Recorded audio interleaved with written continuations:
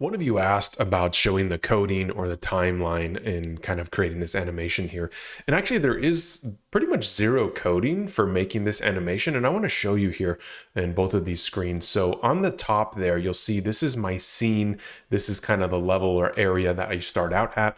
And then in between here, down here is this timeline. The timeline is where you can kind of scrub through and see on both screens where that ship is going to take place. And the way that I set that up is I have a player rig and the hierarchy on the left here.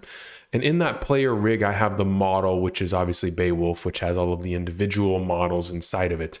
Now, the reason I did that is because during that animation, I also move the camera with my character, right? So if you see this rig here set up, the camera on the bottom, you can see moves right behind the ship. And what's cool about that is I can move the model here. If I turn the model, you can see I move it in multiple directions, as well as moving the player rig, which also moves the camera at the same time. So that's how you kind of get that effect where I'm going through the mountains here. The camera moves a little bit, but the ship itself makes that quick turn, right? Without moving the camera as well. So now if I jump all the way to the end of this animation, what I'll show you is the ability to add more animations to this. So I have it marked at about, looks like 18 seconds here is when it ends. So I stop moving. So what I can do on this timeline is I'll get to that 18-second mark. I want to animate more of the player rig. So I hit the record button on the timeline.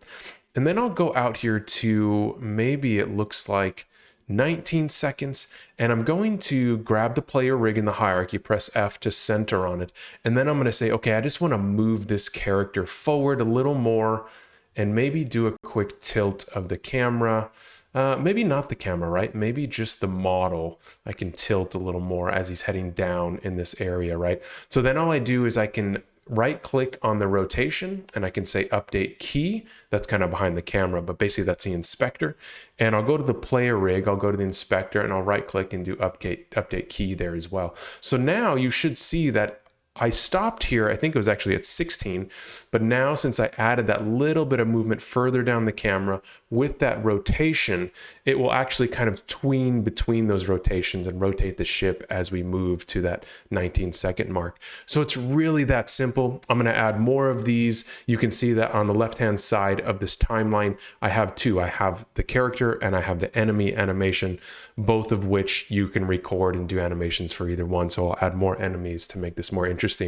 But yeah, hopefully that was useful to you because it's super neat, doesn't require any coding, and it's really fun to play around with. So that's what I'm going to work on, and that's it for today. So we'll see you tomorrow.